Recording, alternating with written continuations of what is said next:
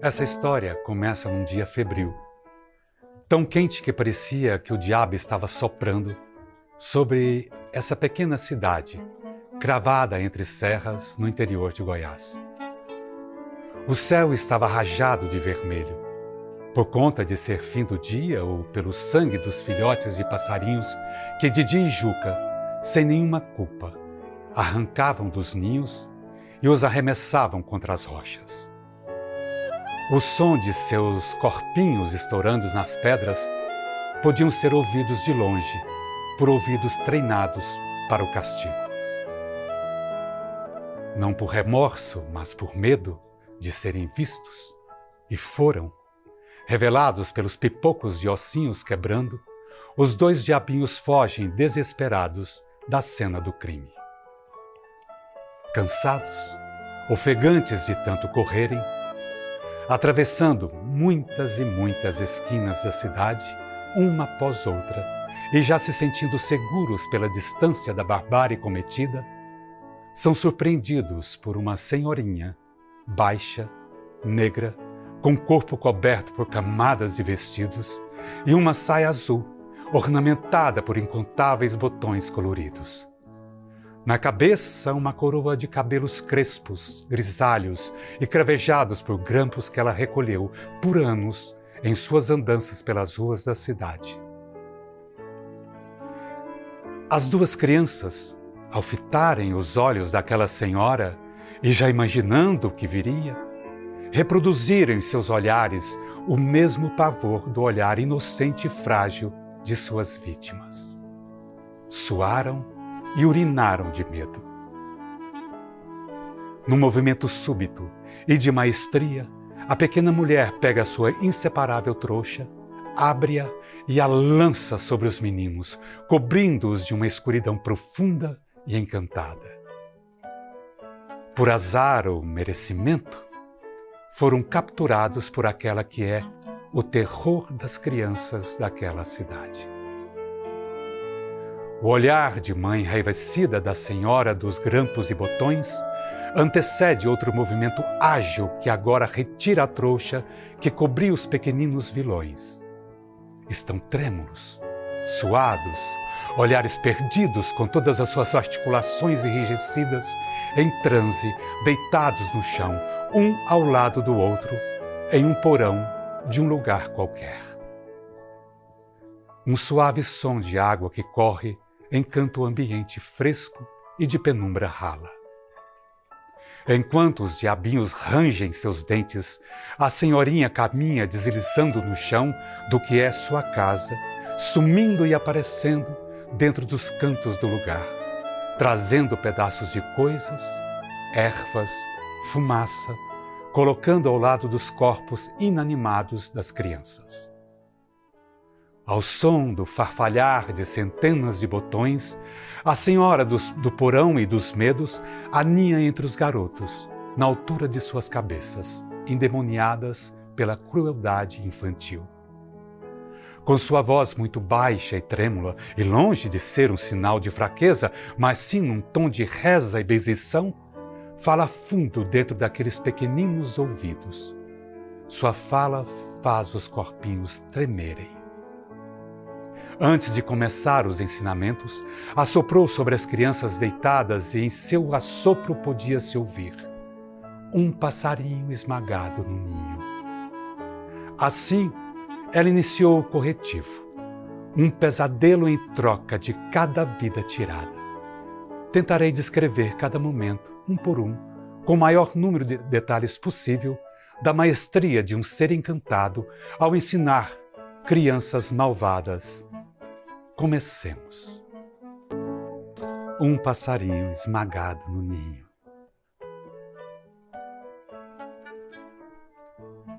Depois de capturados, levados para o porão onde mora Dona Grampinho, por terem matado 6 filhotinhos inocentes, Didi e Juca estão prestes a serem submetidos a um tratamento especial de cura de maldade.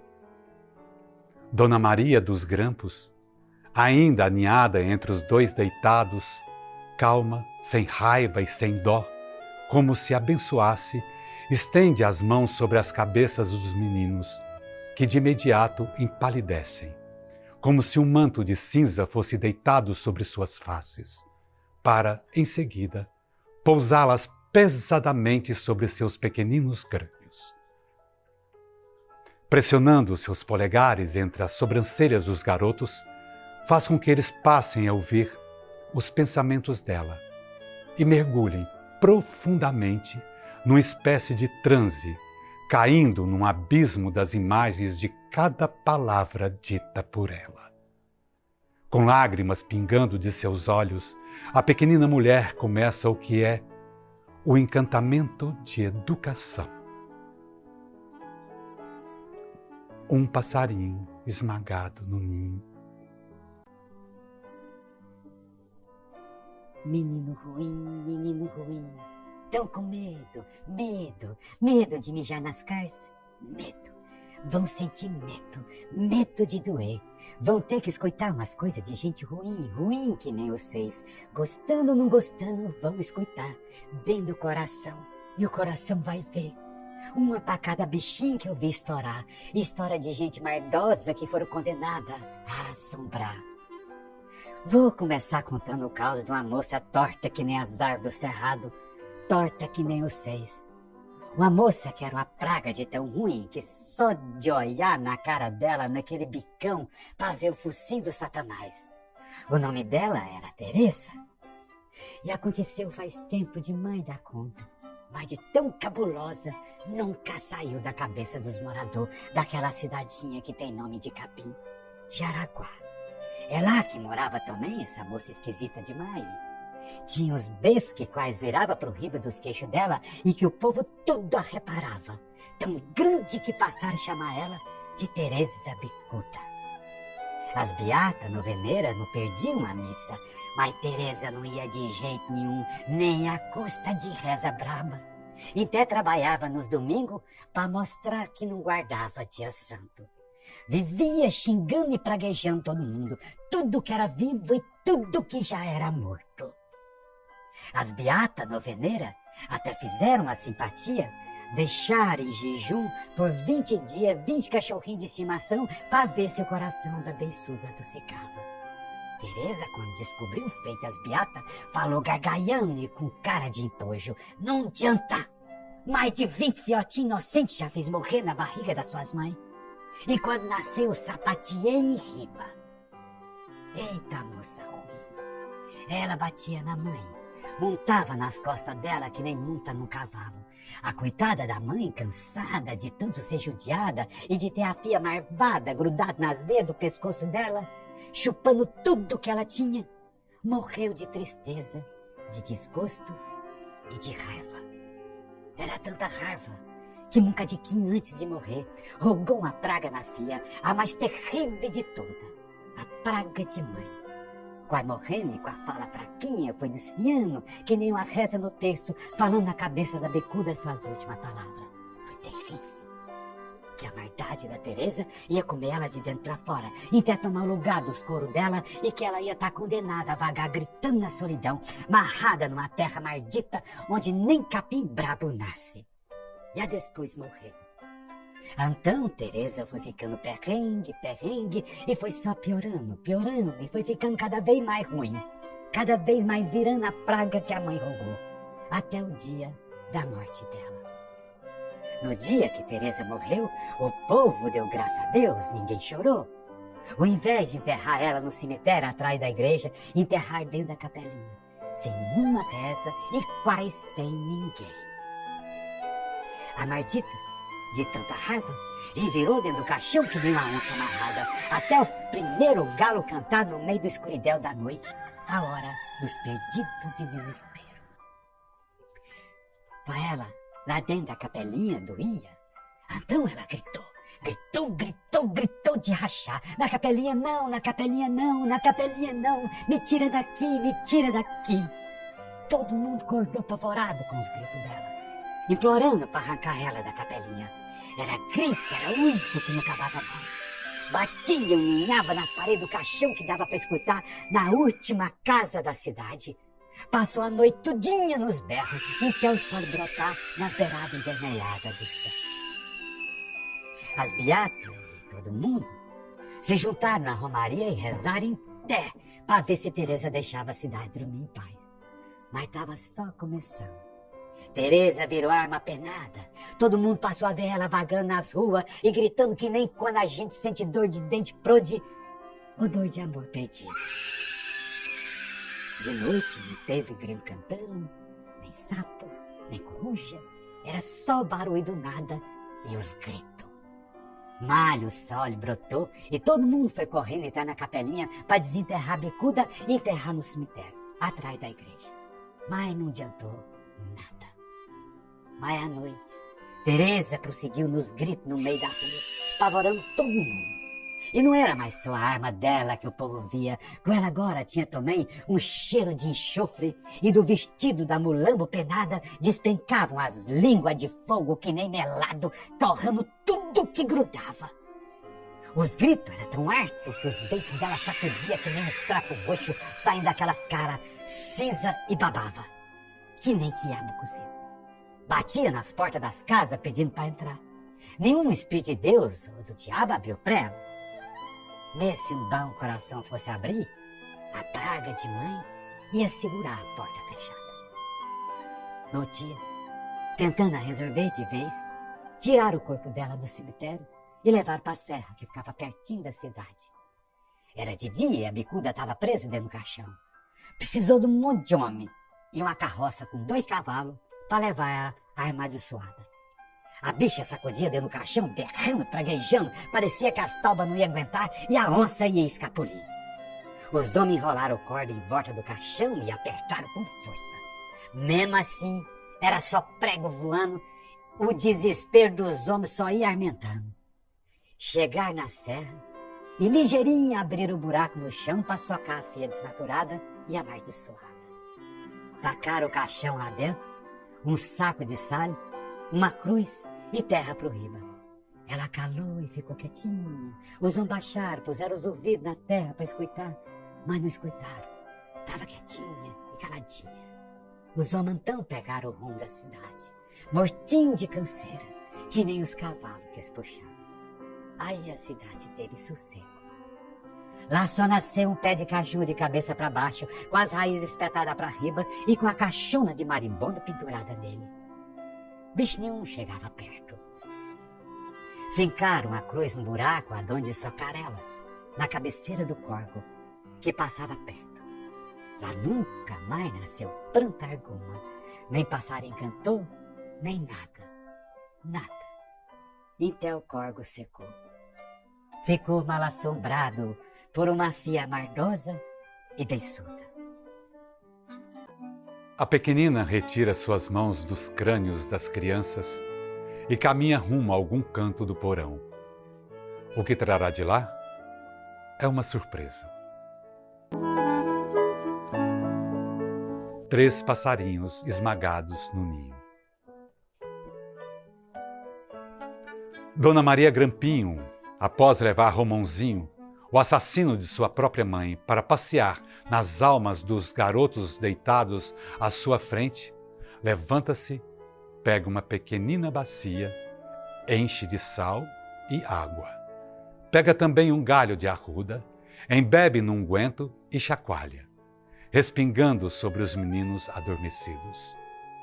Eles tremem, e o sal busca espaço em seus poros para entrar em seus corpos e excomungar todo o mal. O farfalhar dos galhos de arruda ecoa no porão e de repente a voz de Grampinho muda, como se fosse possuída por uma alma de pavor e solidão. Não me mata, não me mata. Se me matar, você vai ter a mesma sina que eu.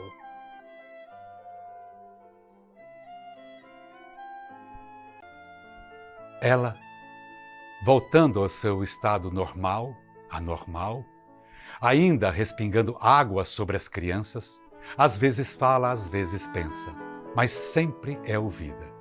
Impossível não ouvir. Era uma morte atrás de outra. Parecia tudo mortinho, mortinho no curral, no pasto, nas matas. nem os bichinhos de casa escapulia. Morria gato, cachorro, uma tristeza. Mas o que mais morria eram as vacas e os boi. Quem viu o matador dos bichos nunca deu conta de esquecer. Um enorme bicho-homem que vivia assombrando todo mundo, matava tudo que é animal. Sabe pra quê? Só pra comer a língua. Só comia a língua, desperdiçava o resto tudinho. Esse é mais outro desse bicho que esturdia foi gente, mas por besteira de não andar no prumo certo, de fazer marvadeza, acabou também sofrendo a maldição do assombro. O povo achava os bichos caídos com a boca aberta e um monte de sangue. Quando parava para espiar direitinho, via que estava sem língua. Não tinha nenhuma outra marca, só não tinha língua. O povo começou a passar as noites amoitado nas matas e nos curralhos para tentar pegar quem estava fazendo aquilo.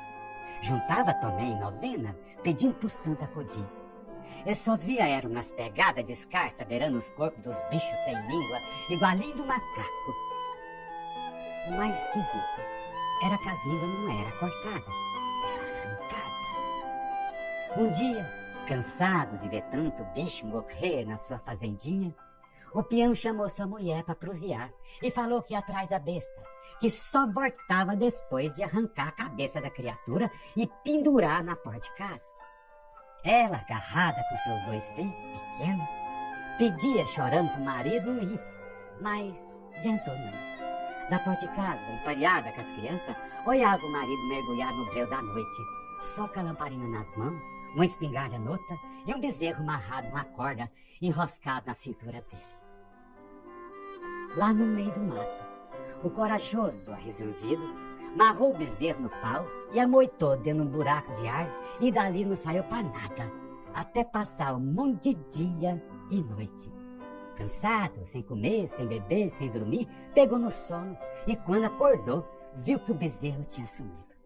Ficou bravo demais da conta, acendeu a lamparina, pegou a espingarda e tomou rumo de casa, inventando uma história para contar para os seus filhos e sua mulher de não ter achado o bicho e ainda ter perdido o bezerro. Chegando em casa, já de noitinha, a depois de passar muitos dias e noites na tocaia vigiando o monstro, o peão, no repente, viu os animais que começaram a ficar nervosos, correu no curral e trombou com um bicho cabeludo de uns 2,5 metros de altura, com os peitos largos que nem um trator, e o cheiro dele era mesmo que um catinga de milho de cavalo com cachorro noiado. Era um cheiro tão forte que ardia na azeda, ardia de um jeito que não tinha jeito de não chorar. O monstro estava beirando o corpo da vaca, que soltava um berro engasgado de sangue que esguinchava pela boca. A língua tinha acabado de ser arrancada. O monstro olhou para ele com os olhos bugalhados e vermelhos que nem brasa. O vaqueiro, tremendo o jeito que dava para escutar seus dentes e ossos sacudindo dentro do corpo, apontou a arma bem por meio da cabeça do monstro. O monstro começou a correr no meio das vacas, escondendo a testa do peão, não acertar o tiro. Corre pra cá, corre pra lá, porém levantando, vaca berrando, bezerro berrando, o monte gritou: "Não me mata! Não me mata!" Parecia um trovão balangando a terra. Miudinho, escondidinho no canto de cerca, o bicho implorou pro peão: "Não me mata! Não me mata! Se me matar, você vai ter a mesma sina que eu. Essa também é a praga. Pela sua mulher, pelo seu filho e pelo você, não me mata, só porque roubei uns boi. Um boi, tô condenado a viver assim, comendo língua. Corre, peão, e não puxa o gatinho, que você vira eu. Corre, peão, se você não puxar o gatinho, eu arranco sua língua." O coitado do vaqueiro, para segurar a tremedeira, firmou os queixos, endureceu o joelho, jogou sua arma no chão e saiu correndo do jeito que dava, sem olhar para trás. Só escutava o tropelo alcançando os calcanhar dele e o bafo na nuca. Gritou feito desesperado, passou a mulher abrir a porta. Pega, não pega, entrou para dentro de casa que nem um curisco e sua mulher fechou a porta e desceu a travela. Por lá de fora, a besta urrava, correndo em volta da casa, subindo e descendo as paredes, batendo na janela, perfurando um buraco dentro. Dentro de casa era só o berreiro de menino e de mulher. O marido soltava um pio, só tremia, tremia e tremia. Quando o barulho parou, todo mundo suspirou de alívio e se abraçaram, chorando de alegria. Quando, de repente, em riba da casa, abriu um buraco na teia. Era teia voando para todo lado. No meio da gritaria danada, um braço cabeludo entrou vindo do ar, agarrou o peão pelos cabelos e sugou ele para riba das teias. Tudo parou. Choro, só sem gemido. Tudo ficou quietinho, quietinho, e, no repente, o corpo do peão cai sem vida e sem língua na frente da mulher e dos filhos. O demônio, num sarto gigante, pulou de riba do telhado, já lá no meio do mato, com a língua do peão garrada nos dentes dele. Sumiu na escuridão, ouvindo os gritos de mais uma família despedaçada. Mas eles ainda tiveram sorte, porque quando o caboclo encontra o arranca-língua, não amanhece só sem língua. Amanhece também com a cabeça fincada num pau, do lado de um monte de corpo de animais sem língua. E não é por maldade, não. É a praga. A história do arranca-língua ecoou nas cabecinhas dos meninos adormecidos, torturando-os em um pesadelo infernal. O corretivo da Dona Maria, que ensina menino a não roubar, nunca mais sairia da memória castigada deles. Com uma lamparina em de suas mãos, ela passa sua outra mão sobre a chama, sujando-as de fuligem. Esfrega sua mão empretecida pela chama da lamparina nas mãos dos garotos. 4 passarinhos esmagados no ninho. Com um carvão, ainda preso na ponta de um graveto, desenha flores e pequenos animais nos corpos dos meninos, que reagem dando pequenos espasmos. Dona Maria dos Grampinhos inicia um novo encantamento.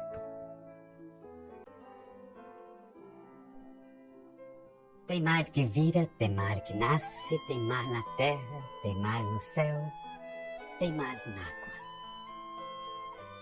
A noite estava chapiscadinha de estrela no céu e de estrela na terra, por causa do tanto de vagalume que estava espalhado no capim e no ar.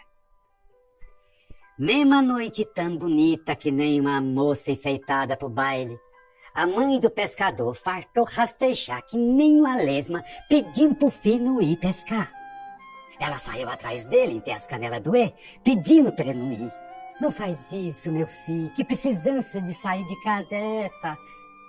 O pescador, atrevido, respondão e desrespeitoso com a mãe, vira para trás, olha para a mãe dos pés à cabeça e responde com atrevimento que se ela não voltar para casa, ia acabar dando malagouro para a pescaria dele. Foi indo até que ela voltou para trás. O danado, teimoso, que nem burro cansado, nem tchum para a mãe dele. E ele foi, parecendo um cachorro doido, com o pescoço duro, sem olhar para trás. Quando ele chegou na beira do rio, fez igualinho que sempre faz. Sentou no barquinho, enrolou o cigarrinho de paia, remou até no meio do rio e jogou o anzol na água, ficando quietinho, esperando o peixe fisgar.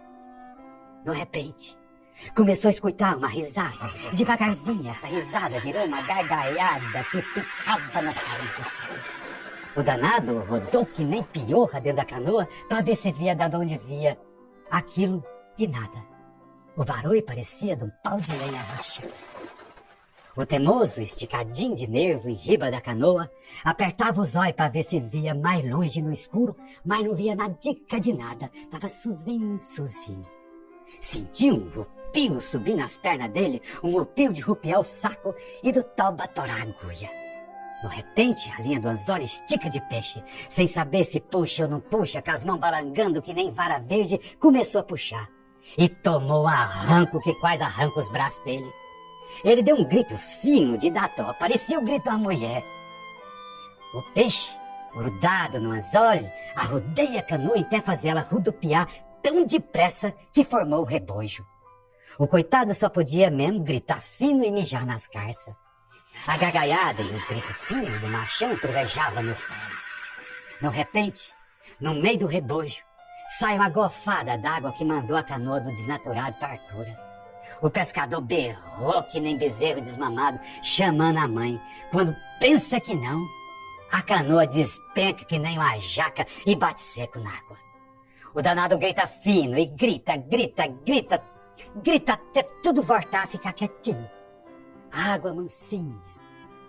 O valentão começou a rumar as traias na canoa para sair voando dali, quando sente um cutucão nas arças das costelas. Agora o grito foi grosso, o grito de quem borrou nas carças. Olha para um lado, olha para o outro e não vê ninguém. Apavorado, ele vai pegar o remo e do nada ele toma um tapão na nuca e cai pranchado dentro d'água. Engolindo uns bons goles d'água e chorando de soluçar, vê uma coisa esquisita brotando do lado da canoa dele, tão esquisita que as bolas do zóio dele quase pulam para fora da cara. O homem, do tamanho de uma árvore, careca, preto, orelha pontuda, mão e pé de pato com corpo cheio de escama de peixe. O bichão pulou em riba da canoa, espatifando ela tudinha. O coitado do pescador, quase morrendo de medo, o afogado, batia as pernas e os braços tão apavorado, fazendo sair dele uma caatinga de quem tá cagado. De tanto tentar, o fedorento consegue alcançar um pedaço da canoa espatifada e sai batendo perna igualinho a bala para chegar na beira do rio, gritando e pedindo clemência a Deus pro bicho não pegar ele. Mas depois de tanto espernear, chegou cansado e borrado de merda na beira do rio. De repente, ele vê que o homem-peixe sumiu, voltando tudo ficar quietinho outra vez. Mas durou pouco. O bicho apareceu na frente dele, parecia que estava levantando toda a água do rio nas costas, bateu as mãos com força no chão do lado do pescador, cercando ele. Debruçou por riba do danado machão e abriu uma boca que parecia uma fornalha queimando. Quando ia comer o filho desnaturado, sem saber por quê, ou por cagaço, o filho grita: Eu tenho pinga! Eu tenho pinga! O nego d'água parou na hora, fechou sua boca de fornalha e esticou a mão, esperando a pinga. Aí depois que pegou a garrafa, mergulhou escorregando, sem nem mexer a água, desaparecendo nas funduras do rio. Bom, desse pedaço do caso eu não tenho certeza não. Então, se for pedir meu conselho, eu aconselho obedecer à mãe. Visivelmente cansada após levar os garotos para conhecer o Nego d'Água, ninando suas mentes naquele sonho de teimosia, conduzido e sem maiores riscos, Grampinho balança lentamente seu pequenino corpo de olhos fechados, com suas mãos apertando sobre os peitos dos meninos. 5 passarinhos esmagados no ninho. Aos poucos, a voz embolada e muito baixa de Grampinho, por conta do cansaço, vai se tornando clara para levar novamente os meninos numa viagem de aprendizado dolorido. Tem mal que vira, tem mal que nasce, que esse mal que nasce mal não dá pra fazer nada. Vai ser pro resto da vida mal. Só serve pra cabresto, pra frear a natureza desarvorada do bicho-homem. Assim que nem vocês. Tava chovendo fininho, uma chuvinha de manhã bobo, daquelas que faz juntar uns 2 quilos de barro debaixo das botinas da gente. Mas foi nesse dia que o mateiro escolheu pra sair pra caçar, rebentando os peitos com as mãos e falando que ia voltar com uns 2 ou 3 bichos do mato. O teimoso, espritado de bicho ruim, nem deu bola pros conselhos e se enfruiou nos matos, mesmo o povo falando que o dia não tava bom pra isso, que num dia de jeito era facinho de perder pra aqueles rumos. Mas ele foi. Parecia um galo, nariz empinado, garboso, num trote só. Foi indo, até sumir das vistas. Mal deu tempo do povo que tava olhando ele voltar pra dentro de casa, e o sujeito, lá de longe, já veio no maior trupelo, sem a espingarda, com as carças e a camisa rasgada, azul que parecia que tava apodrecendo. Engolindo o fogo e batendo os dentes, fazia força para falar alguma coisa, mas não saía nada. Era pavor purinho, dos fortes, que dava para ver envermelhando os olhos dele. Chorava sangue. As mulheres deram para ele um chazinho de folha de figo para ver se acalmava o galão. Quase não bebia, mas bebeu. acalmou. O valentão, depois de muito chá e de muito cebanado, contou que mal entrou no mato e que, no repente, escutou um grito muito esquisito, daqueles de melar as carças, de ficar esticadinho de nervo.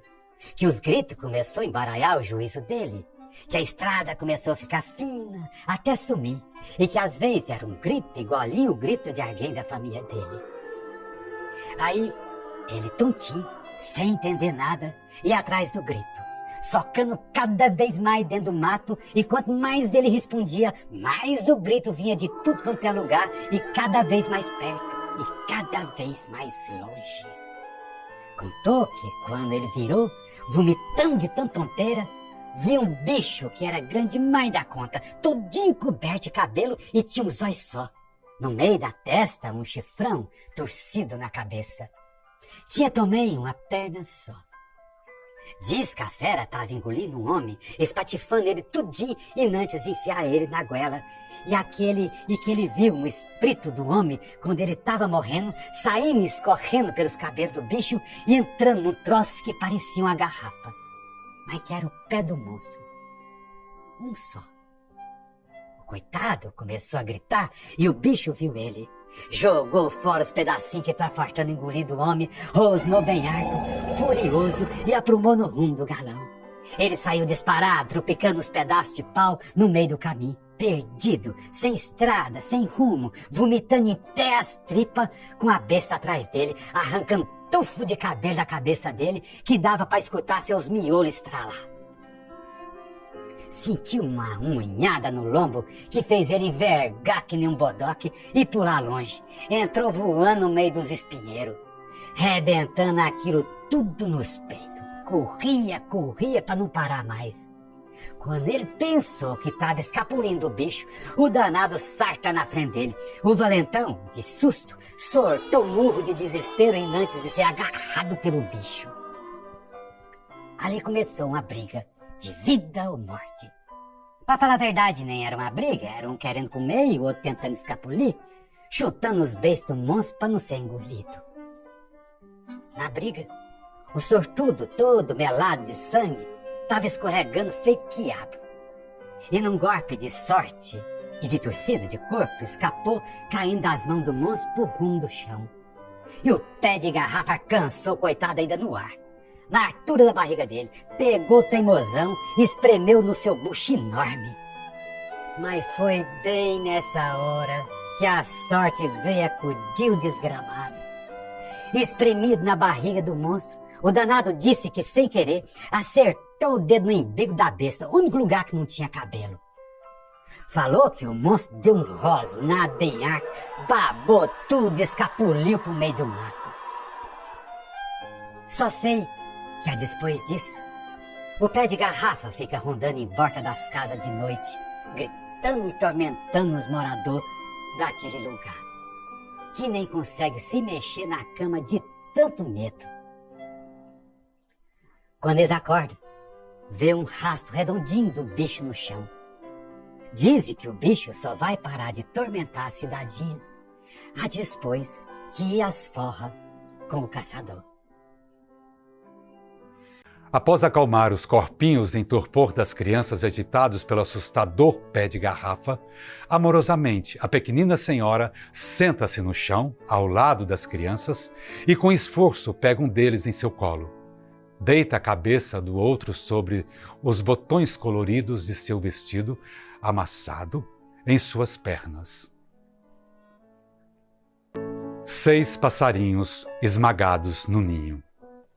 Afagando as têmporas encharcadas de suor dos meninos, Dona Grampinho retoma sua benzeção. Tem mal que é feio, tem feio que é bom, que é feio, que é sujo, que é cabeludo, que é bom.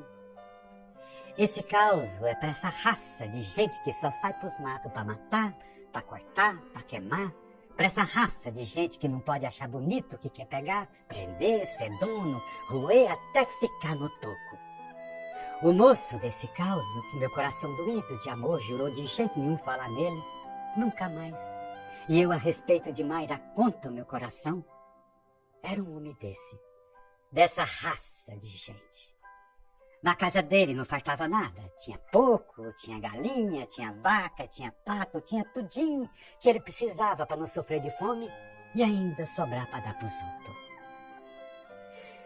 Tinha um troço de ficar falando que tinha árvore demais no mato, que tinha bicho demais no mato, que podia cortar, que podia caçar, que não acabava não, tem demais. Muitas das vezes, cortava e matava só para ver o tombo, nem arrastava para casa. Conselho não fartava para ele não fazer aquilo não, mas vocês acham que adiantava alguma coisa?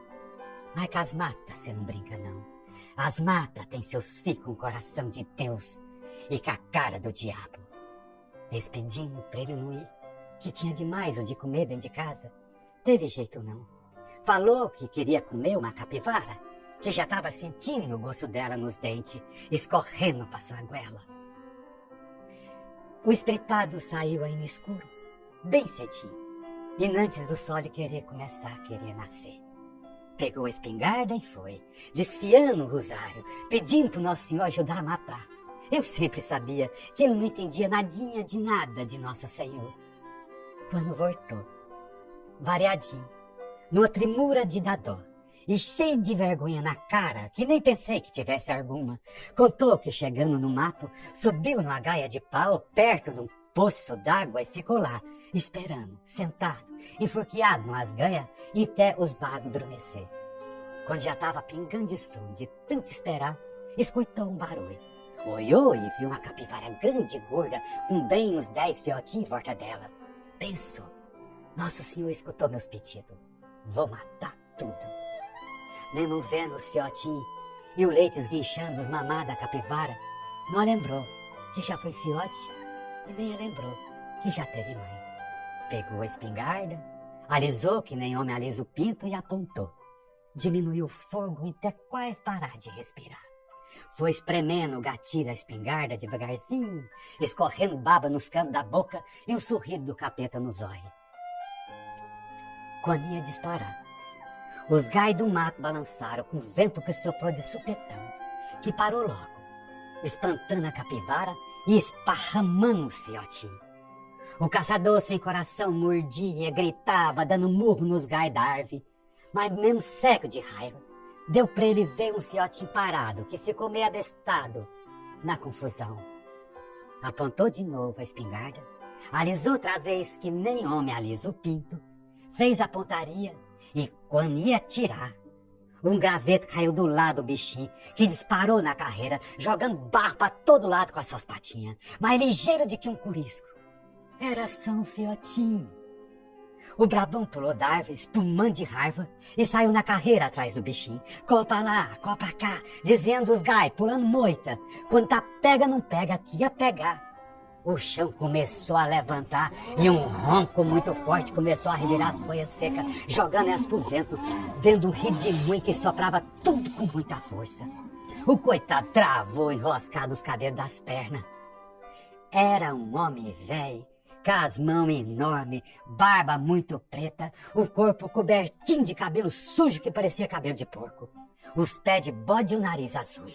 Tinha o nariz azul. Quem não é acostumado a ver o bonito no feio, não ia ver que o nariz era azul e que azul é bom. Nem pensou outra vez. O medonho virou a espingarda pro velho e disparou um tantão de tiro. As balas acertaram ele e nadinha acontecia. Só batia nos cabelos duros do corpo do velho e caía no chão. O velho dobrou o corpo no rumo do valentão e urrou na cara dele. Quem mata tem medo da morte, danado. Vamos ver. O velho de nariz azul chuchou 2 dedos nos beiços, olhou pra riba e assobiou bem alto. A terra começou a tremer, as árvores balançar e uma nuvem de poeira levantou, aparecendo uma manada de porco do mato, batendo as queixadas e cercando o velho, que apontou seu dedão enorme pro caçador. Com a sua voz de ronco, ele falou: quer matar? Mata! Os porcos do mato começou a juntar em volta do matador, batendo os dentes num barulhão só, de osso quebrando. Muito, muito mesmo. Mais de 1000 começou a sair de dentro do mato, olhando direitinho dentro dos olhos do medroso, que arrastava que nem verme, pedindo para não morrer. O pai do mato andou no rumo do mijão, passando no meio dos porcos, baixou olhando dentro da cara do mardito e falou muito arte grosso. Ninguém mata mais os bichos do cerrado. Some daqui, desnaturado, ou vai virar comida dos porcos. E o velho montou no lombo do catitu, de bem uns 4 metros de altura, subiu e sumiu no meio do mato, levando as queixadas, os catitu, as capivaras e os porcos do mato junto com ele, levando os barulhos assombrosos de dente dos porcos batendo e deixando um cheiro forte de guiné. Depois disso, meu caçador valentão foi embora e eu nunca mais deixei ele voltar. Num outro gesto rápido e preciso, ela puxa novamente sua trouxa, libertando os garotos. Com a voz firme, ela desperta os garotos. Acorda! Os 3 estão no mesmo lugar onde se encontraram no começo de nossa história. Didi e Juca olham para a senhoria com olhos vidrados e rasos d'água. Um olhar que dura e que só é quebrado por uma voz que chama. Maria Grampim! E ela responde de imediato. Tô indo! Didi e Juca observam Maria Grampinho, que é má porque é feia, mas que é boa, com sua saia azul ornamentada com centenas de botões coloridos, indo às pressas atender a mais um chamado de um pai ou uma mãe qualquer.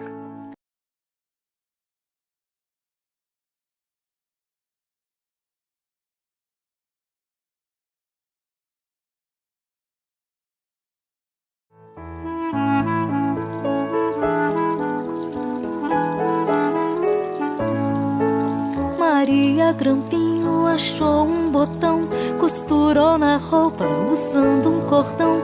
Deu mais um passinho, achou um grampinho, botou nos cabelos com todo o selo.